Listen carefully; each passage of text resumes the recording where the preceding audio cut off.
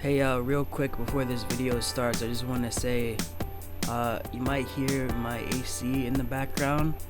At the time of me recording the audio for this video, it's like 100 and something degrees out, and I thought about turning it off because I know it can kind of get annoying if you're just trying to like listen to the video, but like it's like way too hot up here for me to have that shit off. So yeah, I just wanted to acknowledge that it shouldn't be that much of an issue because of the music in the background.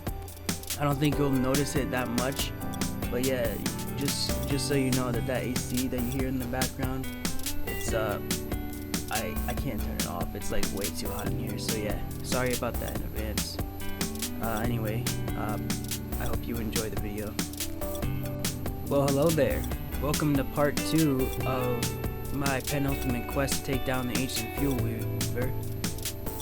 In the last episode, we got a pretty good base location set up. We got a wormhole that has easy access to the Pig King and the Dragonfly Desert, which was like a huge find. We got it set up next to a beefalo herd, so we got some protection. And we got we managed to locate a lot of the suspicious marble pieces. We only need like one more to find. So yeah, if you're new here, this is part 2 of my quest to take down the ancient fuel weaver and eventually the celestial champion. I didn't acknowledge it in the first video, but for the first half of this series, I'm gonna focus mainly on the ancient fuel weaver, mainly because I'm not that good at multitasking. I'll try my best to get some of the stuff done for the champion, but like I want to just focus on the fuel weaver for now, but I'll definitely take down the celestial champion at some point, so just bear that in mind. So yeah, so let's get right back into the action. When I loaded up into the game, I was surrounded by like this light. This light, for those who don't know, is basically like a sort of quality of life thing. Where basically, if you log off your world and log back on and it's nighttime, this light will surround you. Because normally if you're out in the dark when it's night, you will die because Charlie will kill you. So yeah, that's what that light is. Oh shit, there's another one for the counter. Anyway, I crafted some marble beans, which are basically like they're basically like seeds that you could plant in the ground that grow marble trees that will grow marble for you, because you know, that makes sense. Marble is really good because you could use it to make marble suits and other various items. So I decided to set up some marble beans right here, since I thought it would look pretty nice. Yeah. Something I want to acknowledge here real quick. You probably noticed that I'm playing on the console version of Don't Starve. The console version I don't think is as good as the PC version, and one of the main reasons for that is the controls. As you can kind of see, I kind of struggle a bit with making my base look nice, so I spend quite not insignificant amount of time trying to make these bushes like line up properly, and I'm fairly certain that they're slightly off center, and that is just going to bother me for the rest of the run. So that's a thing. Also, I didn't acknowledge this in the previous video, but right next to my base is like an area with a bunch of frog ponds. Frogs like might look harmless for like the new players out there, but they're actually one of the most aggressive mobs in the game, so that's gonna be like a bit of an issue. I just need to be careful around the ponds, you know, I can't just get too close, so that's something I gotta worry about.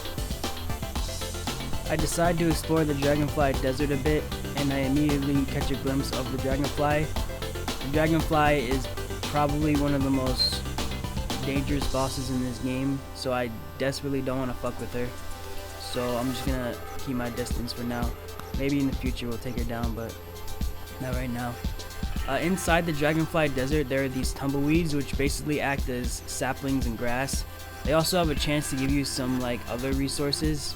You find gears, feathers, I think a couple of gems in these. So yeah, the Dragonfly Desert would also probably be a really good place to base for that reason alone. I've seen videos where people figure out where the tumbleweeds spawn, and they like make a fence around the spawn location so they can like get easy access to the tumbleweeds, because they just kind of roll around until they get stuck on the corners. So yeah, if you ever decide to play Don't Starve and you're looking for good places to base, the Dragonfly Desert is pretty good. If you could figure out where the tumbleweeds are spawning and set a fence around there, you just get really easy access to like essential resources. So that's something to bear in mind. As I'm mapping out the edges of the desert, I come across some hound mounds, which spawn like hounds, which are basically just like wolves. They're really dangerous. They're like one of the basic monster enemies that you'll come across, like spiders. Hounds are slightly more dangerous because they're faster and they hit harder than hounds. And sorry, they hit harder than spiders. And as you probably tell, I'm a bit in over my head, taking on a bunch of hounds like this. I'm pretty experienced though, so I should be able to take out these hounds no problem. I'm just gonna tank them because I just don't give a fuck. After taking care of those hounds, I decided to destroy one of their hound mounds for good measure. You get bone shards and hound's teeth from these, and those are really good, since you could use bone shards to craft some really useful items, and hound's teeth can be used to make sewing kits, which you can use to like repair clothing items. So yeah, those are really good to have. Once I'm done in the desert, I come across the eye bone, which is the thing you need to get Chester, and there he is. There's Chester. I love Chester. He's one of my favorite things about this game. I mentioned him in the previous video when we came across the Mulworm burrows, but basically Chester is like a little chest monster that follows you around as long as you're carrying the eye bone, which is like his signature item. Chester is basically immortal. He could still die, but if he dies, then he'll just like respawn a few days later. So you know, that's pretty good. Since I have Chester with me now, I figured I head back to the desert to collect some more gold and rocks and stuff for base building. And we still gotta deal with these hounds because there's still quite a lot of them. One of the only like, if you were gonna like set up base in the Dragonfly Desert, one of the things that you have to worry about are the hounds, because I think the Dragonfly Desert always has like a bunch of hound mounds around it, so that could potentially be an issue. But hounds are really good for monster meat and hound's teeth. So I think the pros outweigh the cons. Another cool thing about the desert is that they have cactus, which are a really good food item, because like when you cook cactus, they restore a very large amount of your sanity. So those are really good. Like, both of the deserts are one of the best places to set up base in my opinion, because they're just like filled with so many valuable resources. Hold that thought for a minute, because while I was exploring this like forest area, I don't know the name, I came across the developer graveyard. This is a very rare set piece that only appears very occasionally when you load up or when you generate a world. It's basically like just a lot of graves in a condensed area, and on the gravestones are the names of the devs of the game. So that's pretty cool. I also found a winter hat, which will be useful when winter comes, which I believe is day 21, if I remember correctly. So yeah, there's another one for the count. Literally on the next day, I come across the Oasis Desert with a bunch of Vault Goats. Vault Goats are really good because you could kill them for meat and stuff, and you have a very small chance of getting a Vault Goat horn, which you could craft into like a weather pane, which is like a boss item and stuff. I think I just heard my phone go off. Anyway, the Oasis Desert is really good because it has the oasis, you know, big shock there. But also during summertime, this place gets like covered in sandstorms, which usually in summertime you have to worry about things like wildfires and stuff. But if you base in the Oasis, you don't have to worry about that. So it's basically like, this base is basically like got built-in like fireproofing for your base, so it's a really good find. It's also one of the most important things to find when you're exploring, because during the summertime a boss spawns in this desert that will give you some problems come summer. So it's really good that we were able to find this right now. I'm probably gonna leave these Volk goats though, because I don't really need their meat right now, and also I don't want to like spend like 20 years of my life trying to get a Volk goat horn. So yeah. When I come back to my base, the meat that I set up earlier on the drying racks finished drying to become jerky. I mentioned it in the previous video, but jerky is like a really good food item because it could restore your health and sanity. So it's good that we have that now. I used some of the gold and the rocks I got to make a lightning rod to protect myself from like lightning storms, because if you don't have a lightning rod set up, you have a chance of like a lightning bolt coming to strike your base during like a storm. So I put that there because I thought it would look nice, and now I have protection against some of the weather, so that's pretty good. I went through the wormhole to go pay my respects to Pig King, and he gave me some gold, so that's awesome.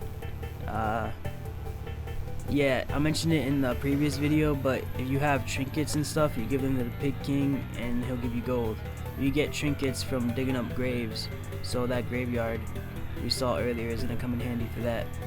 During the night, when I'm just like chilling in my base, some of these shadow hands come approaching from the darkness to try and snuff out my fire. These shadow hands are like part of the shadow creatures that will pop up as you get more and more insane, but they also pop up more frequently the later you get into the game.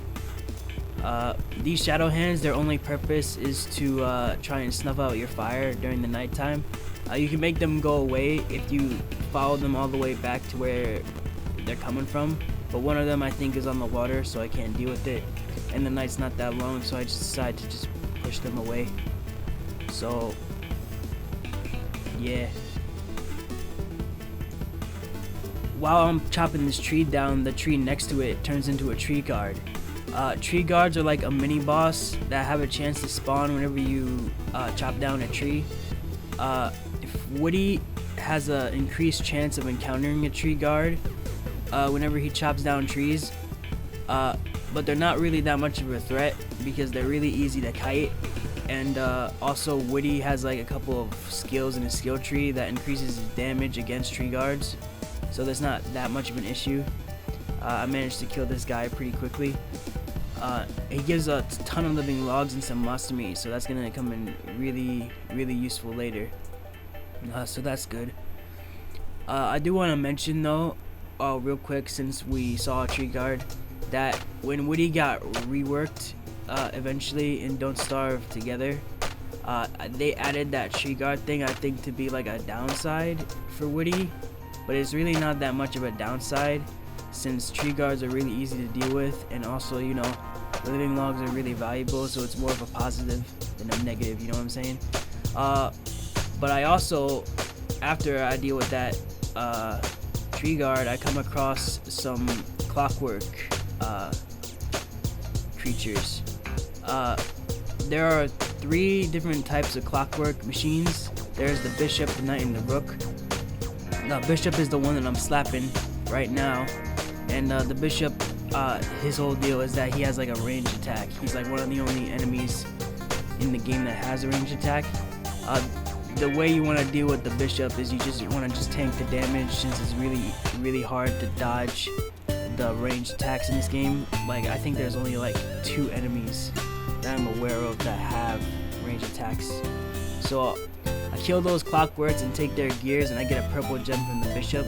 The bishop always drops a purple gem, and clockworks in general just always drop gears. You can use gears to make ice boxes and ice fling mags, And I also find the Terrarium, which is a part of a Terraria crossover that Don't Starve did with Terraria. Inside that chest, that red chest, there's an item known as the Terrarium, which you use to summon like a boss. So I definitely want to get in there at some point, but as you can see, it's on top of a giant tier 3 spider den. Even though I could deal with it now, I decided to wait until the full moon happens, because that curse I kept mentioning in the first video is gonna manifest soon, so I'm really excited for that. And this is the moment we all been waiting for. The curse is finally going to manifest, and rather than commentating over this, I'm just gonna let you experience it for yourself. So this is the main reason why I love Woody.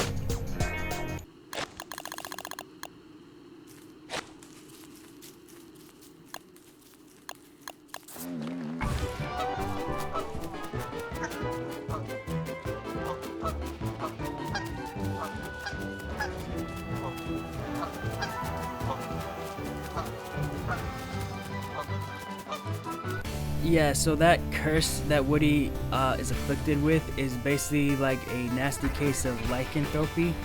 I don't know what the term it is, but for like rare creatures in general, like I know lycanthropy specifically I think refers to werewolves, but Woody has like 3 different transformations. He could turn into a werebeaver, a weremoose, and what we're currently looking at right now, which is the weregoose. And each of Woody's transformations serve a distinct purpose for when he turns into them. The werebeaver is good for gathering resources, the weremoose is really good for combat, and as you could probably tell with the weregoose, it's really good for traversal. So yeah, that's pretty good. Not only can the weregoose move faster than Woody, but as you also see, he's the second coming of Jesus. I really love this character, man. He's just so much fun. The reason why I'm going out into the ocean is because when I was checking the map, I noticed like a sort of like crescent shape in the map, which is usually a really good indicator that the lunar island is somewhere in that direction. And sure enough, I actually find the lunar island, which is huge because the lunar island has really valuable resources that are gonna come in handy later. Not only that, but it's also like the end destination for the Celestial Champion questline. So we'll definitely have to come here at some point. I'll have to build like a boat though to get here if I want to like carry a bunch of stuff back with me. So I decide that since I got a free weregoose transformation, I'm going to spend the rest of the day exploring as the weregoose. But after I'm done exploring, I'm gonna go back to that spider den and just like absolutely wreck it. So yeah, stay tuned for that. Sorry, but I should probably explain how Woody's transformations work, since now the cat's out of the bag and we've been exposed to it. Basically, Woody has 3 different methods that he can use to transform. The first method involves the full moon. Basically, every night during a full moon, Woody will just randomly transform into one of his transformations. I don't know what the percentage is to determine which transformation you get. I think it's 50 for each. So there's that. I found some more clockworks there, so that's pretty good. Another way Woody can trigger a random transformation is if he eats 2 monster meat items. So like either like raw monster meat or cooked monster meat or monster lasagna. That can trigger a random transformation. But Woody also has like a controlled method to transform, which are like his idols. He has like 3 different idols that he can craft in his character menu that allow him to transform into the specific creature that he wants. So like if you want to do like something related to combat, you can craft an idol to transform into the moose.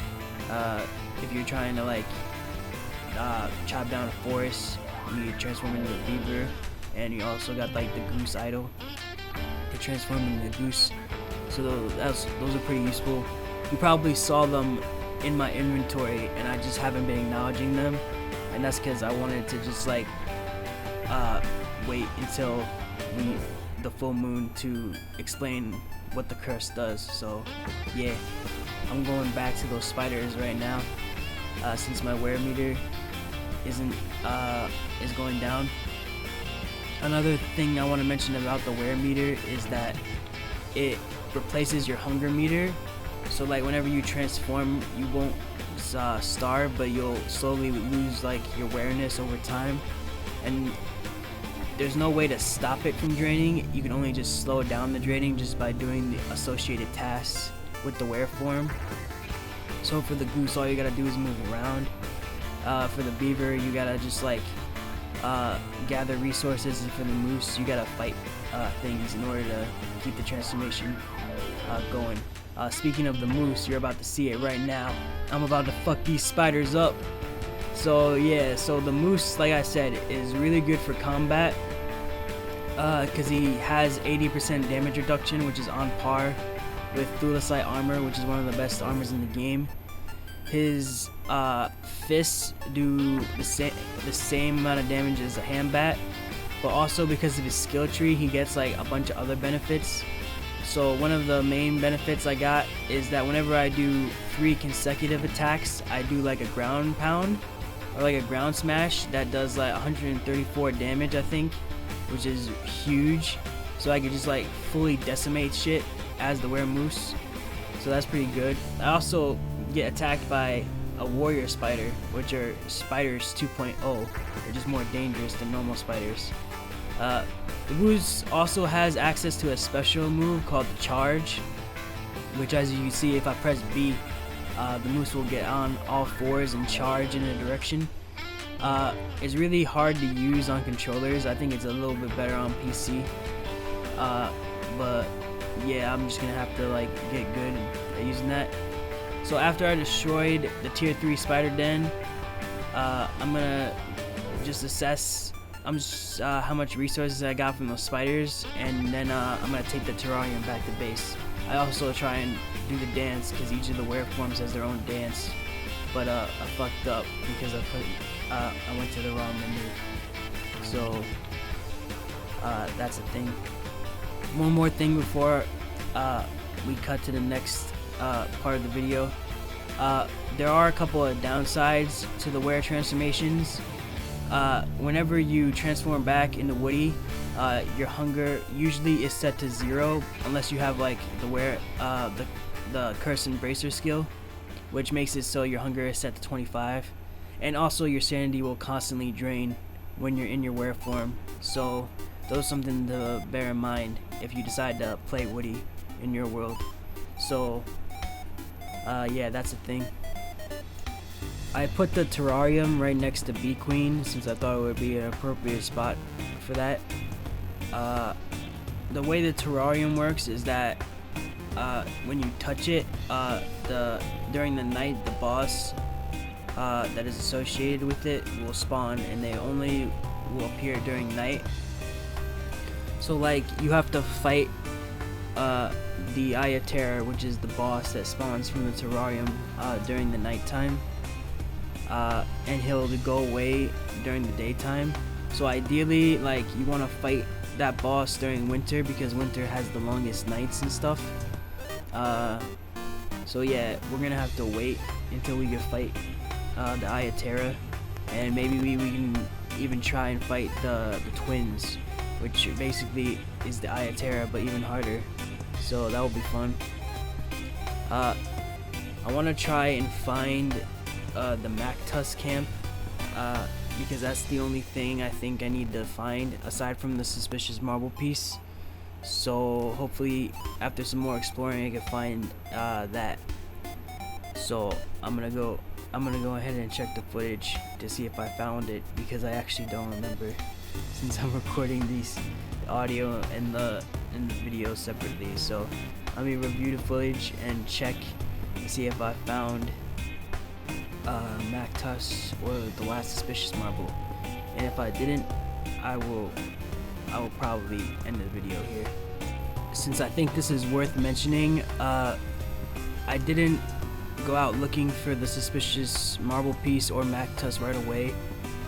Instead, I was going to get some rabbits using this trap to craft.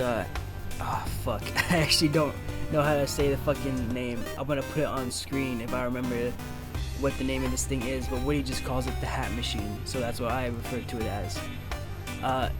The hat machine is basically like a crafting station like the science machine or the alchemy engine, but it's exclusively used for like magical items.